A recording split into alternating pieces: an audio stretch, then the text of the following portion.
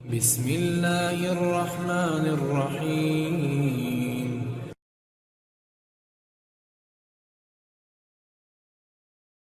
ورحمۃ اللہ وبرکاتہ۔ الحمد للہ وکفی والصلاة والسلام علی من لا نبی بعدہ، اما بعد فاعوذ باللہ من الشیطان الرجیم، بسم اللہ الرحمن الرحیم۔ انا نحن نزلنا الذکر وانا له لحافظون۔ وقال النبي صلى الله عليه وسلم إن الله تعالى يرفع بهذا الكتاب أقواما ويضع به آخرين، أو كما قال عليه الصلاة والسلام۔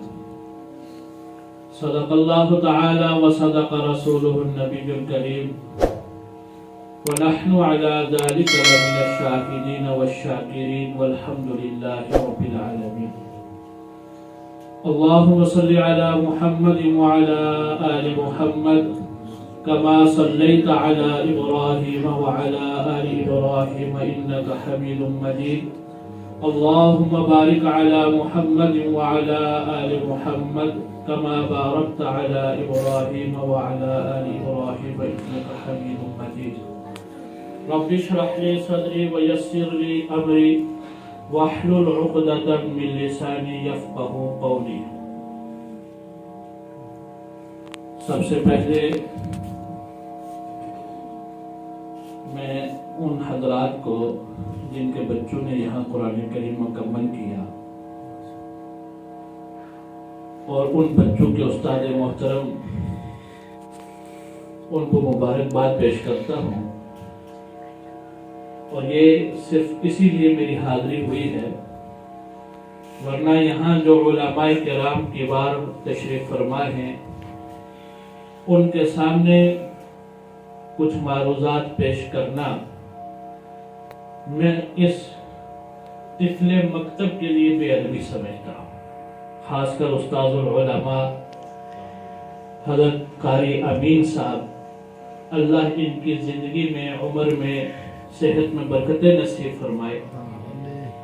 یقین کیجئے کہ ہم تو میں اپنے مجلسوں میں عمومی یہ کہا کرتا ہوں کہ بقیت السلف ہیں، ہمارے پرانے حضرات میں جو ہمارے اسلاف گزر چکے ہیں، اس میں اگر کچھ لوگ باقی ہیں تو اس میں ہمارے قاری صاحب یہاں تشریف فرما ہے، اور یہ ان شخصیات میں سے ہیں کہ جن کے بارے میں پیارے آقا صلی اللہ علیہ وسلم کی احادیث کو اگر سامنے رکھا جائے تو ان کے چہرے کی زیارت کرنا بھی عبادت ہے، ان کو مسکرا کر دیکھنا بھی حلاوت ہے۔ اللہ جل شانہ تا دیر تا حیات ان کے سائے کو ہمارے سروں پر سلامت رکھے۔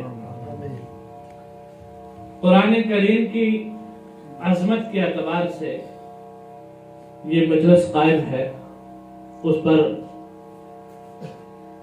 حضرت صدیقی صاحب بڑی تفصیل سے گفتگو فرما رہے تھے، اور پہلے بھی آپ نے بہت ساری گفتگو سن لی۔ یہ یاد رکھیے کہ ایک ہے کتاب اللہ اور ایک ہے کلام اللہ۔ کتاب اللہ ہونے کے اعتبار سے تو کتابیں آسمانی 4 ہیں، اور صحیفے بہت سارے آسمان سے اترے ہیں۔ اللہ تبارک و تعالی نے تورات کو کتاب کی شکل میں اتارا، انجیل کو کتاب کی شکل میں اتارا، زبور کو کتاب کی شکل میں اتارا۔ یہ شرف کتاب قرآن کریم کو ملا کہ یہ کتاب اللہ بھی ہے اور کلام اللہ بھی ہے۔ اور فرق کیا ہے؟ کتاب اسے کہتے ہیں جو ورق میں محفوظ ہو چکی ہے، اور ان اوراق کے اندر رد و بدل بھی ہو سکتا ہے، ان میں تبدیلی بھی ہو سکتی ہے، ان اوراق کو پس پش ڈال کے دوسرے نظام پہ عمل کرنے والے بھی موجود ہوتے ہیں، لیکن کلام جو ہوتا ہے وہ اس کی نسبت صاحب کلام کے ساتھ ہوتی ہے۔ قرآن کریم کی نسبت اللہ رب العزت کے ساتھ ہے. یہ کسی انسان کا کلام نہیں، کسی فرشتے کا کلام نہیں، یہ رب ذوالجلال کا کلام ہے.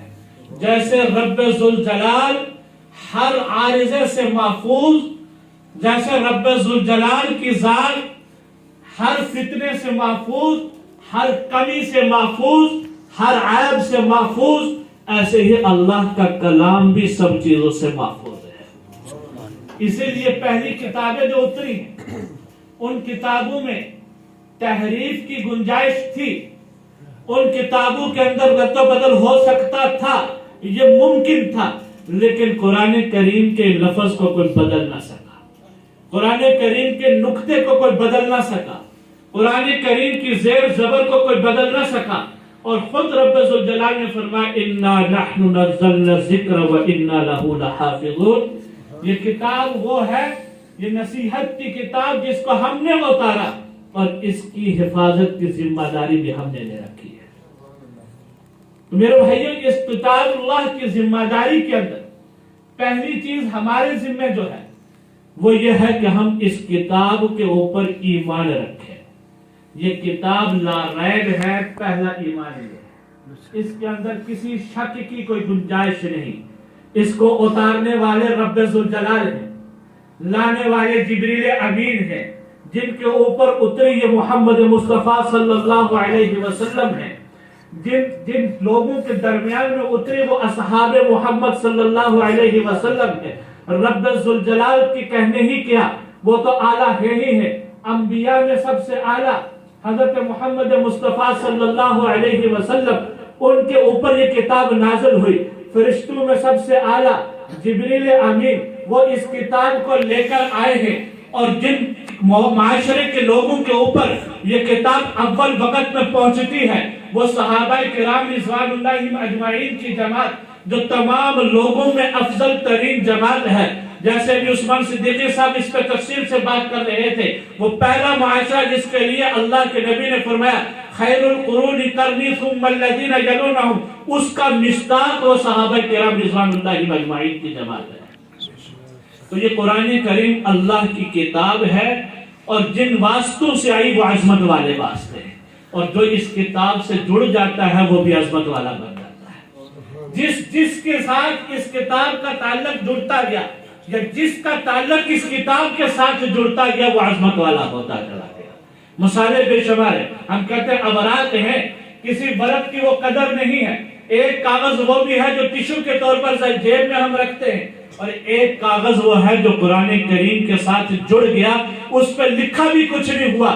اگر وہ کہیں شہید ہو کے اس کا ٹکڑا الگ ہو جاتا ہے، ہم اس کو یہ نہیں کہتے یہ پھٹ گیا ہے، ہم ادبن کہتے ہیں یہ شہید ہو گیا ہے، اس کی عظمت بڑھ گئی ہے. اگر کہیں نیچے گرا ہوا ملتا ہے، بچے کو بھی ملتا ہے، وہ صاف کر کے اس کو چومتا ہے، کسی بلند جگہ پہ رکھتا ہے، یہ عظمت اس کو ملی ہے. تو بتلائیے کس کے ساتھ جڑنے سے ملی ہے؟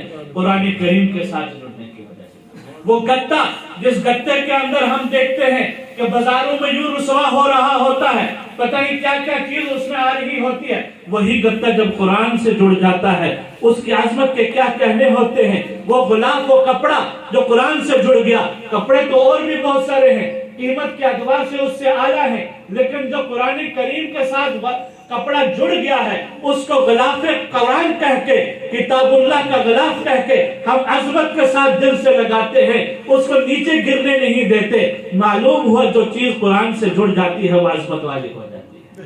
تو اگر میں اور آپ اس قرآن سے جڑ جائیں، بتائیں ہماری عظمت بنے گی نہیں بنے گی؟ اس قرآن کے ساتھ تعلق کو مضبوط کر لیں تو ہمارا بھی اللہ کے ہاں مقام بلند ہو جائے گا. تو پہلی چیز ہے قرآن کریم کے اوپر یقین رکھنا. یہ اللہ کی کتاب ہے، لا ریب ہے. یہ اللہ رب العزت کی وہ کتاب جو حضور صلی اللہ علیہ وسلم پر جس انداز سے نازل ہوئی، جن الفاظ کے ساتھ نازل ہوئی، اسی انداز، انہی الفاظ کے ساتھ آج ہمارے پاس موجود ہے. اور یہ دعویٰ صرف مسلمان کر سکتا ہے میرے بھائی، اور کوئی نہیں کر سکتا، صرف مسلمان کر سکتا ہے. مامون الرشید کے دور میں اس کا شوق تھا، وہ مختلف مشاعرے قائم کرتا اور بڑے بڑے فصیح لوگوں کو بلاتا، اس میں وہ اپنے اپنے ٹاپک کے اوپر گفتگو کرتے. تو ایک صاحب بڑے خوبرو نوجوان وہ آئے, انہوں نے اس کے اندر گفتگو کی, اور گفتگو کرتے ہوئے اتنی خوب ادبی پہرے کے اندر گفتگو کی, مامون الرشید کو بڑا پسند آیا. محفل ختم ہو گئی, مامون الرشید نے اسے الگ سے بلایا, مہمان نوازی کی, کہنے لگے اگر آپ اسلام قبول کر لیں آپ کو راحت ملے گی, آپ کو بھی انعامات سے نواز دوں گا, آپ کی ہر خواہش پوری کروں گا. آپ کی گفتگو دیکھ کے مجھے بڑا اچھا محسوس ہوا. آپ جیسے آدمی کو جہنم کی آگ میں جلنا بھی چاہیے, کیونکہ جو مسلمان نہیں کتنا عمدہ کیوں نہ ہو, کتنی اعلیٰ گفتگو کیوں نہ کر رہا ہو, کتنے ادبی پہلو کے اندر فصاحت اور بلاغت کے پھول بکھیر رہا ہو, اللہ کے ہاں وہ مقبول نہیں ہے. اللہ کے ہاں ایک ادنا سا مسلمان جو نماز بھی نہیں پڑھتا, کچھ بھی نہیں کرتا, لیکن ایک مرتبہ لا الہ الا اللہ محمد الرسول اللہ کا اقرار دل سے کرنے والا ہے, وہ اس کافر سے جو ساری زندگی لوگوں کی خدمت میں لگا رہتا ہے, لوگوں کے لیے اچھائیوں کے سوچتا رہتا ہے, اس سے کئی گنا زیادہ بہتر ہے, کیونکہ یہ جنت میں جانے والا ہے چاہے گناہوں کی سزا بھگتنے کے بعد صحیح, اور وہ سیدھا جہنم میں جانے والا ہے ایمان سے خارج. اس لیے اس نے کہا آپ جیسے شخص کو میرا دل نہیں چاہتا کل آپ جہنم کا ایندھن بنے, اس لیے میں اسلام کی دعوت دیتا ہوں. اس نے کہا میں آپ کی لالچ کی وجہ سے, اس دنیا میں اغراض کی وجہ سے اپنے مذہب کو چھوڑنے والا نہیں, ٹھکرا دیا چلا گیا. 1-2 سال پھر گزر گئے, پھر وہی مشاہرہ قائم ہوا, پھر وہ واپس آیا, اس نے دین اسلام کی حقانیت کے اوپر درس دیا, اور انتہائی عمدہ انداز سے بڑا حیران ہوا مامون الرشید, یہ معاملہ کیا ہوا. جب مجلس ختم ہو گئی تو اس کو بلایا, بلا کے پوچھا بھئی کیا معاملہ تھا, گزشتہ سال تو میں نے آپ کو دعوت دی, آپ کو دعوت فکر دی, آپ نے قبول نہیں کیا, انعام کی لالچ دی, آپ نے قبول نہ کیا, اور آج آپ وہی ہے اسلام کے اوپر درس دے رہے ہیں. وہ کہنے لگا ہاں, جب آپ نے مجھے کہا میرے دل پہ اس کا اثر ہوا, میں گیا, میں نے جا کے سوچا کہ آج امتحان تو لے لوں کہ کون سا کلام سب سے عمدہ ہے, کون سا کلام سچا ہے, کون سا دین اور مذہب سچا ہے. میں نے اس کے امتحان لینے کے لیے, میں اچھا کاتب تھا, میں نے تورات کے کچھ نسخے تیار کیے, انجیل کے کچھ نسخے تیار کیے, اور قرآن کریم کے کچھ نسخے تیار کیے. سب کے اندر کچھ آیتیں اپنی طرف سے اضافہ کیا, کچھ آیتوں کو نکال دیا, اور یوں اضافہ کر کے نکال کے میں لے گیا یہودیوں کے پاس, تورات لے کے پہنچا. انہوں نے ہاتھوں ہاتھ اس کو لیا, منہ مانگی قیمت دی, کیونکہ اس کا ٹائٹل بڑا خوبصورت تھا, ورق اچھا لگایا ہوا تھا, لکھائی عمدہ تھی. پھر میں عیسائیوں کے پاس لے کے گیا, عیسائیوں نے بھی منہ مانگی قیمت ادا کر دی. اور پھر میں مسلمانوں کے پاس لے کے گیا. مسلمان تاجر نے کہا ہم کتاب اس وقت تک اللہ کے قرآن کو لیتے نہیں جب تک ہم اس کا دوسرے قرآن دوسری کتاب سے موازنہ کر لیں, کسی حافظ کو دکھا لے, اگر تو یہ صحیح ہوگا پھر ہم اسے قبول کر لیں گے, اگر اس میں غلطی ہوئی ہم اس کو واپس دے دیں گے, جب تک غلطی کی اصلاح نہیں ہوگی ہم اسے قبول نہیں کریں گے. کہتے وہ واپس لے کے چلا گیا. جب واپس لے کے گیا کچھ عرصہ گزرا, میں نے ان کو کتاب دے دی, میں نے ہفتے بعد پھر گیا, پھر میں نے پوچھا ہاں بھائی, انہوں نے کہا جناب یہ نسخہ آپ واپس لے جائیں, ہم اس کو قبول نہیں کرتے کیونکہ اس کے اندر رد و بدل ہے. کہنے لگا میں سمجھ گیا, جہاں کا تاجر تحریف شدہ کتاب کو قبول نہیں کرتا وہ اسلام پر حق ہے, وہ جھوٹا نہیں ہو سکتا, وہ جھوٹا نہیں ہو سکتا. حضرت امین اوکاڑوی صاحب رحمہ اللہ تعالی, انہوں نے اپنا ایک واقعہ لکھا. وہ فرماتے ہیں کہ ایک مجھے کسی نے واقعہ سنا, جب روس دور کے اندر دہریت کا غلبہ ہو گیا, اللہ کے وجود کے انکار کرنے والے جمع ہو گئے. اس وقت کچھ لوگ جمع ہوئے, اس میں یہودی بھی تھے, عیسائی بھی تھے, مسلمان بھی تھے. انہوں نے کہا چلو ہم سب مل کر دہریت کے خلاف کام کرتے ہیں. اس کام کے اندر اب جب ایک کمیٹی تشکیل ہوئی تو کام شروع ہو گیا. ایک بزرگ اٹھے, انہوں نے کہا دیکھو کوئی ہمارا امیر ہوگا, کوئی ہمارا ذمہ دار ہوگا, کوئی ہمارا لیڈر ہوگا, سب اس کی بات مان کے چلیں گے, پھر تحریکیں کامیاب ہوا کرتی ہے. یوں ہر ایک اپنی مرضی سے کام کرتا رہے, تحریک کامیاب نہیں ہوا کرتی. لہذا ایک لیڈر ہونا چاہیے ہم میں سے. کہنے لگے, ایک اٹھا, اس نے کہا میں یہودی ہوں اور حضرت موسیٰ علیہ السلام سب سے پہلے تشریف لائے ہیں, لہذا لیڈر ہم میں سے ہونا چاہیے. دوسرا عیسائی اٹھا, وہ کہنے لگا نہیں, جب عیسیٰ علیہ السلام تشریف لائے ہیں تو یہودیوں کا دین منسوخ ہو چکا ہے, لہذا لیڈر ہم میں سے ہونا چاہیے, تعداد بھی ہماری زیادہ ہے. اسی طریقے سے آپس میں اختلاف ہو گیا. اسی بابا جی سے کہا گیا آپ خود فیصلہ فرما لیں کہ لیڈر کون ہو. آپ نے اس بات کو نکالا, فیصلہ بھی آپ کریں. وہ کہنے کے ایسے کرتے ہیں ہر ایک اٹھ کے اپنی کتاب جو اس کے نبی پہ نازل ہوئی اسی زبان میں تلاوت کر کے سنا دے، جو تلاوت کر کے سنا دے گا اس کو ہم اپنا لیڈر تسلیم کر لیں۔ یہودی اٹھے انگریزی کے ان ترجمے لے کر کچھ رسالے اٹھائے ہوئے اور تورات پڑھنا شروع ہو گئے۔ پوچھا ہاں بتاؤ تمہاری کتاب جو تمہارے پیغمبر کے اوپر نازل ہوئی وہ انگریزی میں تھی؟ کہا نہیں وہ تو عبرانی زبان میں تھی، سریانی زبان میں تھی۔ کہا اس زبان میں پڑھو، کہنے لگے وہ زبان تو دنیا میں ناپید ہے، ختم ہو چکی ہے۔ کہا اچھا پھر بیٹھ جاؤ۔ عیسائی اٹھا، اس نے پہلے ہی اقرار کر دیا کہ ہمارے پاس تو انگریزی کے ترجمے ہیں۔ حضرت عیسیٰ علیہ السلام پر جس زبان عبرانی زبان کے اندر انجیل نازل ہوئی وہ ہمارے پاس موجود نہیں ہے۔ پھر مسلمان اٹھے اور انہوں نے بسم اللہ الرحمن الرحیم پڑھی، پھر سورہ فاتحہ کی تلاوت کی۔ اس نے کہا میں نے آج اسی زبان میں قرآن کی تلاوت کی ہے جس زبان میں رب ذوالجلال نے وہ قرآن اپنے محبوب محمد مصطفیٰ صلی اللہ علیہ وسلم پر نازل فرمایا۔ معلوم ہوا کہ قرآن محفوظ ہم تک پہنچا۔ آج پورے دنیا میں صرف مسلمان سینہ تان کے یہ کہتا ہے ہم اسی زبان میں قرآن کی تلاوت کرتے ہیں جس زبان کے اندر قرآن اللہ نے اتارا تھا، جس زبان میں محمد مصطفیٰ صلی اللہ علیہ وسلم نے تلاوت کی، جس زبان میں جبریل امین نے پڑھ کر حضور کو سنایا، جس زبان کے اندر حضور نے پڑھ کر اپنے ائمہ خلفائے اربعہ ابو بکر عمر عثمان و علی کو سنایا، جس زبان میں عشرہ مبشرہ کو سنایا گیا، جس زبان میں عشرہ مبشرہ نے آگے پہنچایا، اسی زبان میں آج ہم بھی تلاوت کرتے ہیں۔ الحمدللہ یہ دعویٰ دنیا کی کوئی مذہب کی کتاب والے نہیں کر سکتے کہ ہم اس زبان میں اپنی کتاب کو پڑھ رہے ہیں جس زبان کے اندر اللہ نے نازل کیا۔ تو پہلا حق یہ ہے کہ قرآن کریم کے اوپر یقین رکھا جائے اللہ کی کتاب ہے، ہر فتنے سے محفوظ ہے، لا ریب ہے، اسی انداز سے محفوظ ہم تک چلی آئی ہے۔ دوسرا حق قرآن کریم کا میں مختصر کروں گا انشاءاللہ۔ دوسرا حق قرآن کریم کا یہ ہے کہ اس قرآن کریم کی تلاوت کی جائے۔ جیسے میں نے شروع میں عرض کیا تھا یہ قرآن اللہ کی کتاب بھی ہے، اللہ کا کلام بھی ہے۔ کسی اور کتاب کو یہ شرط حاصل نہیں کہ اس کے الفاظ کو بغیر معنی سمجھے پڑھا جائے اس کے اوپر اجر ملے، لیکن قرآن کریم کو یہ شرف حاصل ہے کہ اس کو اگر بلا سمجھے بھی پڑھا جائے، بغیر سمجھ کے ایک حرف پڑھے، اگر نماز میں کھڑے ہو کے پڑھا ہے ایک حرف کے اوپر پیارے آقا صلی اللہ علیہ وسلم نے فرمایا 100 نیکی ملتی ہے، بیٹھ کے پڑھا ہے 50 نیکیاں ملتی ہیں، اگر وہی ایک حرف عام حالت میں پڑھا تو 10 نیکیاں ملتی ہیں، وہی ایک حرف کسی قاری سے سن لیا تو اس کے اوپر 1 نیکی ملتی ہے۔ پھر فرمایا کہ آپ صلی اللہ علیہ وسلم نے یہ نہیں کہتا الف لام میم ایک حرف ہے، بلکہ الف الگ ہے، لام الگ ہے، میم الگ ہے، تو ایک الف لام میم پڑھنے کی وجہ سے 30 نیکیاں عام حالت میں مل گئی۔ نماز میں کھڑے ہو کے اس نے الف لام میم پڑھا، 300 نیکیاں مل گئی۔ بتلائیے پھر اس کے اجر کا کہاں پہنچا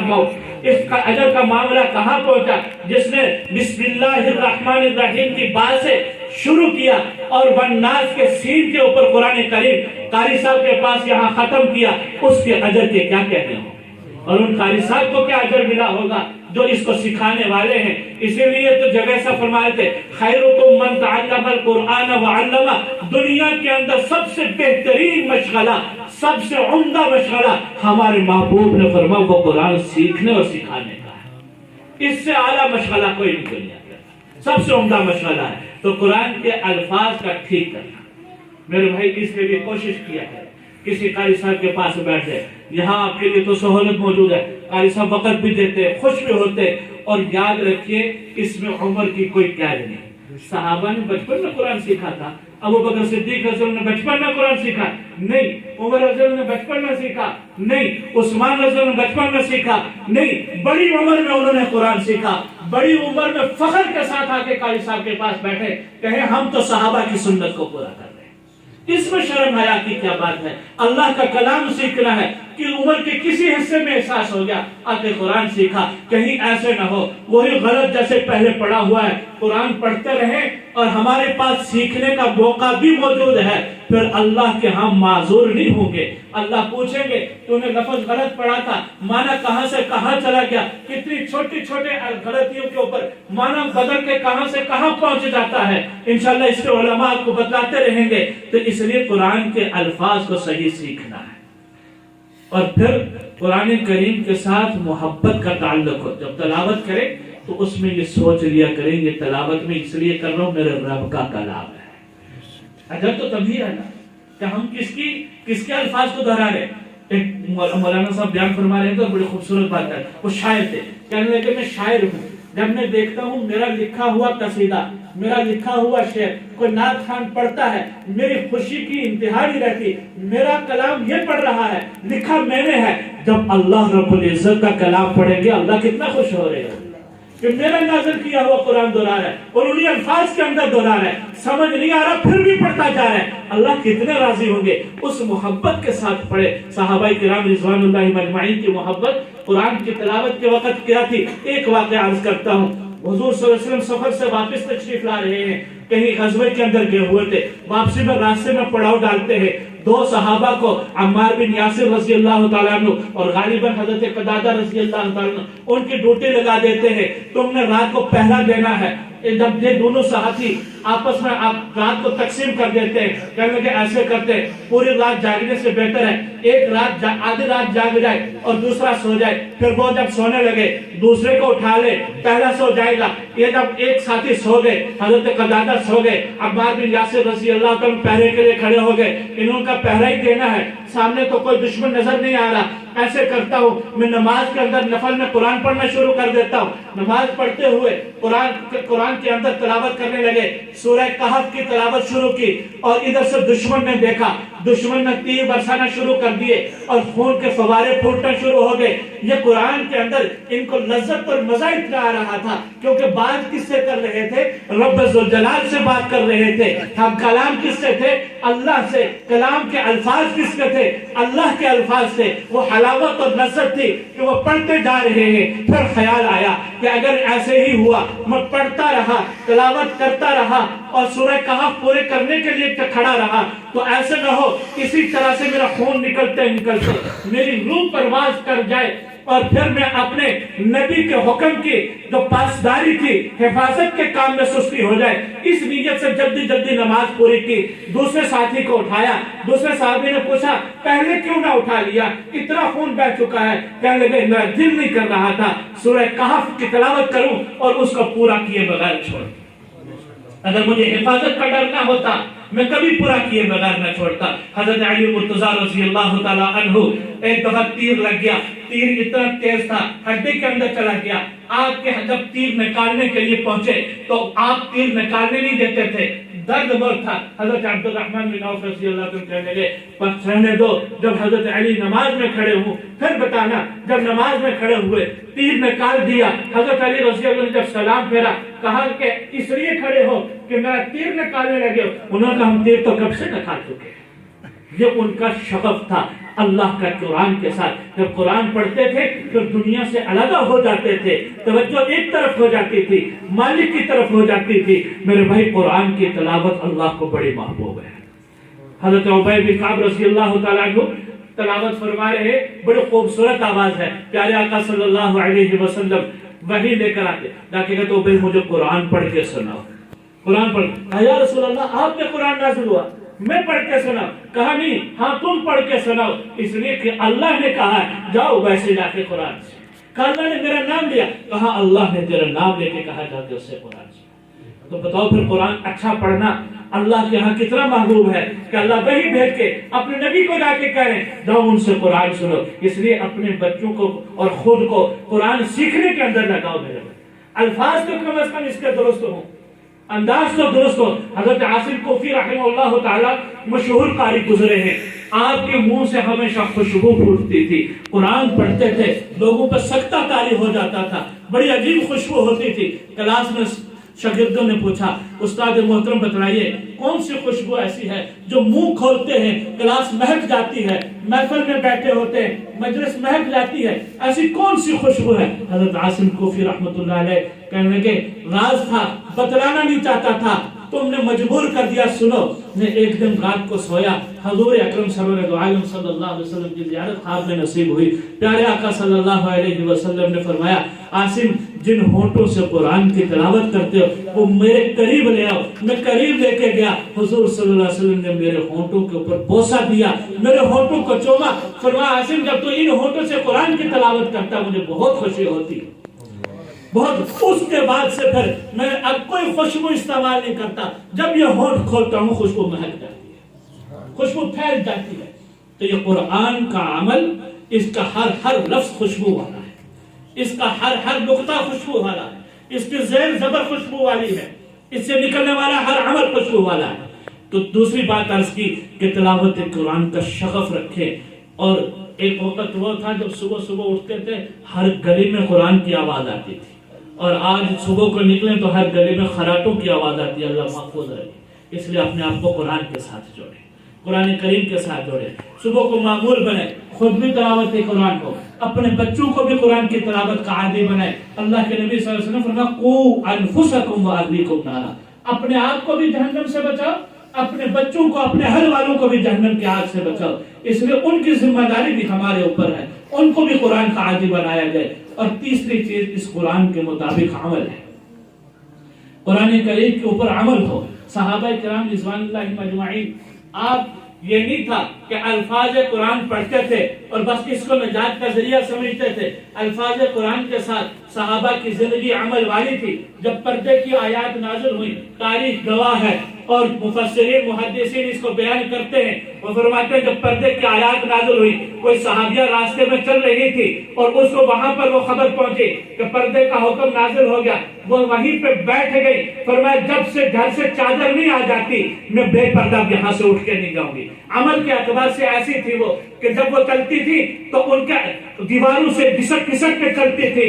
اور پوچھنے والوں نے پوچھا یہ کیا ہے؟ فرمایا اللہ کے نبی صلی اللہ علیہ وسلم نے پردے کا حکم دیا. ہم یہ ڈرتی ہیں کہ اگر دیوار سے دور ہو کر راستے کے درمیان میں چلے, ہمارے جسم کی حیت کسی کے سامنے نمایاں نہ ہو جائے, ہم اپنے آپ کو چھپا کے چلتی ہیں. آپ صلی اللہ علیہ وسلم کے صحابہ, ان کی تربیت اس قرآن کی برکت سے ایسی ہوئی. جب شراب جیسا عادی, شرابی آدمی, آج ہمارے معاشرے میں بھی کہتے ہیں بھائی اس کو ایک دم سے شراب نہ چھڑانا, اس لیے کہ شراب چھوڑے اس کا دماغ خراب ہو جائے گا, یہ پاگل ہو جائے گا. وہ صدیوں سے شراب کے عادی تھے. جب اللہ نے شراب کی حرمت کی آیات نازل کی تو تاریخ گواہ ہے مدینے کی گلیوں میں شراب ایسے بہ رہی تھی جیسے پانی نالیوں کے اندر بہ رہا ہوتا ہے. صرف یہی نہیں, شراب کو بہا دیا, شراب کو چھوڑ دیا, ان برتنوں کو بھی توڑ دیا جن کے اندر شراب بنتی تھی. آج ہم اللہ کے قرآن کی تلاوت بھی کرتے ہیں, لیکن اللہ کے قرآن کی تلاوت کو ہم نے رکھ لیا. کسی دکان کی ابتدا ہے, افتتاح ہو رہا ہے, بس تلاوت قرآن کریم سے اس کا افتتاح کر لیا, یا ہمارے قرآن سے تعلق ہو گیا. ہم نے کسی بینک کا افتتاح کرنا ہے جہاں سب سودی معاملہ ہے, ابتدا سے انتہا تک اللہ اور اللہ کے نبی سے جنگ کا معاملہ ہے, وہاں جا کر افتتاح کرنا ہے. تو افتتاح کس سے؟ قرآن سے افتتاح ہو گیا. آگے جو مرضی ہوتے رہے, شادیاں ہوتی ہیں, ڈھول دھماکے ہوتے ہیں, اللہ کے نبی کی ہر حکم کو توڑ کر اللہ کے نبی کی شریعت کا مذاق اڑایا جاتا ہے. لیکن جب دلہن نکلتی ہے سر کے اوپر قرآن کریم کا نسخہ رکھ لیتے ہیں, ہم کہتے ہیں ہمارا قرآن سے محبت کا تعلق ہے. جب ہماری باراتیں گزرتی ہیں قرآن سر کے اوپر رکھ کر برکت حاصل کر لیتے ہیں. گھر کے اندر جب داخل ہوتے ہیں دروازے کے اوپر تاکچہ بنایا جاتا ہے, اس کے اندر قرآن کا صحیفہ رکھا جاتا ہے. جب کہیں مہینوں میں باری آتی ہے اس کو صاف کر کے واپس رکھ لیا جاتا ہے. کیا ہے جی, اس سے گھر کے اندر برکت ہوگی. میرے بھائی جی, اس لیے قرآن نازل نہیں ہوا تھا, قرآن تو اس لیے نازل ہوا تھا قرآن کے ہر حکم کے اوپر عمل کیا جائے. قرآن نماز کا حکم دیتا ہے, منادی آزان دے, میرا کلیجہ کانپ جائے, میں دوڑ کر مسجد میں پہنچوں. قرآن کہتا ہے جو سود خور ہے, سود کا معاملہ کرنے والا ہے, اللہ اور اللہ کے رسول اس سے اعلان جنگ کرتے ہیں. پھر میرا بینک اکاؤنٹ ہو اور میں اس کے اندر سود کے اندر پیسے جمع کرتا رہوں, اس کو کھاتا رہوں. قرآن کہتا ہے راشی اور مرتشی جہنمی ہے. پھر میں دفتر کے اوپر بڑے الفاظ میں لکھ کے لگا لوں اور پھر رشوت کا معاملہ بھی کرتا رہوں. قرآن جھوٹ کو حرام کہتا ہے, میں جھوٹ کو اپنے لیے فخر نہ سمجھوں. پھر میں یہ کہوں میں قرآن والا ہوں, میں محبوب کا امتی ہوں, میں مسلمان ہوں. پھر میرے بھائی مجھے اپنے آپ سے شرم آنی چاہیے, اپنے آپ سے گھن آنی چاہیے. میں قرآن کے اوپر عمل کرنے والا. قرآن تو دستور زندگی تھا, یہ دستور زندگی تھا. اس لیے قرآن کریم کو سمجھا جائے, اس پہ عمل کیا جائے, یہ قرآن کا حق ہے. کہ قرآن ہم پڑھیں تو یہ بھی دیکھیں قرآن کریم میں ہے کیا. اس کے لیے کسی عالم سے پوچھ کر کسی اچھی تفسیر کو دیکھنا شروع کر دیا جائے تاکہ قرآن کی سمجھ آئے. اور کسی سے مشورے کے لیے اس لیے کہہ رہا ہوں, آج بازاروں کے اندر بہت سے تراجم ہیں, بہت سی تشریحات ہیں. آپ اگر لیں گے ہو سکتا ہے آپ صحیح پڑھنا چاہ رہے ہوں لیکن وہ بات آپ کی سمجھ میں نہ آئے. جب سمجھ میں نہیں آئے گی آپ اس کا غلط معنی سمجھیں گے, کہیں کسی اور راستے پہ نہ نکل جائے. اس لیے اپنے علماء سے مشورہ کر کے کون سی تفسیر آسان ہے, کون سی سہل تفسیر ہے, اس تفسیر کو سامنے رکھیں. پھر بھی اگر کہیں اشکال دماغ میں آتا ہے فوراً کسی عالم سے جا کر پوچھیں. بعض لوگ کہتے ہیں جی یہ کیا بات ہوئی, اللہ نے تو قرآن کو آسان کیا ہے نا. آسان ہے, ہم خود پڑھ کے سمجھ لیں گے, لیکن یاد رکھیے خود پڑھ کے سمجھنے سے اکثر گمراہی کا دروازہ کھلنا شروع ہو جاتا ہے. ڈاکٹر آدمی بنتا ہے اور وہ میڈیکل کی کتابیں پڑھ کے خود ڈاکٹر نہیں بن سکتا. انجینئر بنتا ہے, انجینئر کی کتابیں پڑھ کے خود سے انجینئر نہیں بن جاتا. ایک قرآن ہی ایسا مظلوم ہے, ہم کہیں خود پڑھ کے سارا کچھ کر لیں گے. ایسے نہیں, اس کے لیے بھی استاد کی ضرورت ہے. جیسے ڈاکٹر کے لیے استاد کی ضرورت, جیسے انجینئر کے لیے استاد کی ضرورت, ایسے قرآن کریم کے لیے بھی استاد کی ضرورت ہے. تو اس کے لیے ضروری ہے کسی استاد سے اپنے تعلق کو مضبوط رکھے. عمر کی کوئی کار نہیں, ہر عمر میں سیکھنے کی کوشش کی جائے, پڑھا جائے, اس کو سمجھا جائے اور سمجھ کے اس کے اپنی زندگی کے اندر لایا جائے. اور پھر قرآن کریم کا حق یہ ہے کہ قرآن کریم کو آگے پھیلایا جائے. قرآن کی حفاظت کا سبب اور ذریعہ دنیا کو اللہ نے دارالاسباب بنایا, اور اس کی حفاظت کا سبب اور ذریعہ یہ طلباء اور علماء اور مدارس ہے. جو حضور صلی اللہ علیہ وسلم کی دین سے محبت کرنے والا ہے, قرآن سے محبت کرنے والا ہے, پیارے آقا پر نازل شدہ اس کتاب کی حفاظت کرنا چاہتا ہے, اس سے جڑنا چاہتا ہے. جیسے میں نے شروع میں کہا کہ وہ بھی عظمت والا بن جائے گا. ایک بادشاہ ہے, وہ بادشاہ یہ کہے کہ فلاں علاقے کے اندر میرے محافظ ہیں, تو وہاں پر جو بھی جائے گا وہ امن پائے گا. اگر کوئی آدمی جائے تو وہاں بادشاہ خود آ کر حفاظت نہیں کرتا بلکہ اپنے چوکیداروں کو, اپنی فوج کو بھیجتا ہے.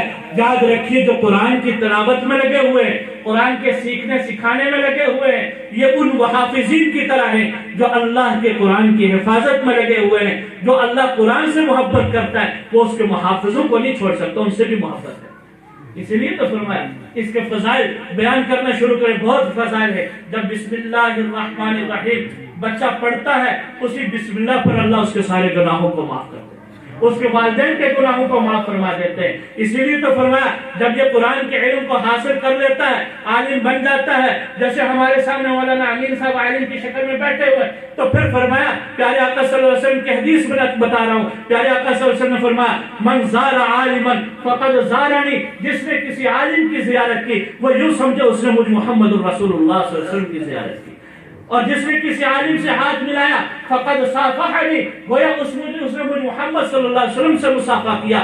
جو کسی عالم کے پاس بیٹھا وہ یہ سمجھے گویا وہ میرے پاس بیٹھا.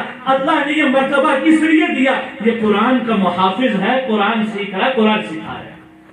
اپنی ذات کے اعتبار سے نہیں, قومیت کے اعتبار سے نہیں, مال و دولت کے اعتبار سے نہیں, اس دین کے اعتبار سے یہ درجہ ملا ہے, اس دین کے اعتبار سے یہ درجہ ملا ہے. تو قرآن کریم کی حفاظت کا سبب یہ علماء, یہ طلباء, یہ مدارس ہیں. ان مدارس کے اندر میرے بھائیوں بڑھ چڑھ کر ان کے اندر اپنے بچوں کو داخل کروائیں, ان کی تربیت کا سوچیں. ہم اپنے بڑوں کے قصے سنتے ہیں نا, حضرت کاکی رحمت اللہ علیہ کا کتنی دفعہ نام سنا ہوگا.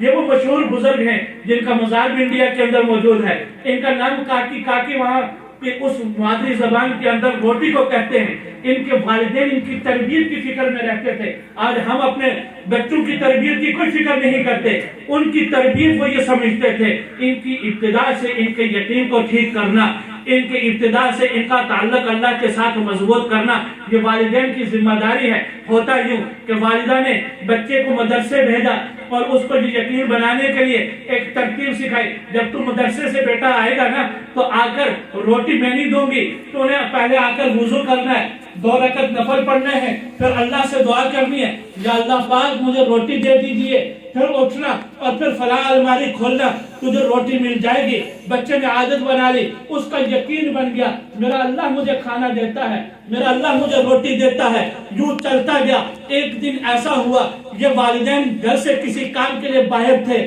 بچے کی چھٹی کا ٹائم ہوا، بچہ گھر آیا، والدہ بڑی پریشان ہوئی، اللہ کے سامنے گڑگڑانے لگی، یا اللہ آج کہیں میرے بچے کا یقین خراب نہ ہو جائے۔ روز میں اس کے یقین بنانے کے لیے یہ ترتیب استعمال کرتی تھی تاکہ آپ کی ذات سے اس کا تعلق مضبوط ہو جائے۔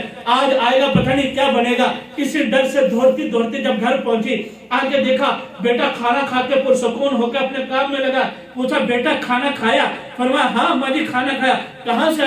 کہا وہیں سے جیسے روز آتا ہے، لیکن اماں جی ہاں ایک بات ہے، آج جو کھانے کی لذت تھی اس سے پہلے وہ لذت نہیں۔ وہ ترتیب سے آیا، اپنے وہی 2 نفل پڑھے، اللہ سے مانگا، الماری کھولی، دیکھا الماری کے اندر اللہ نے کھانا بھیج دیا۔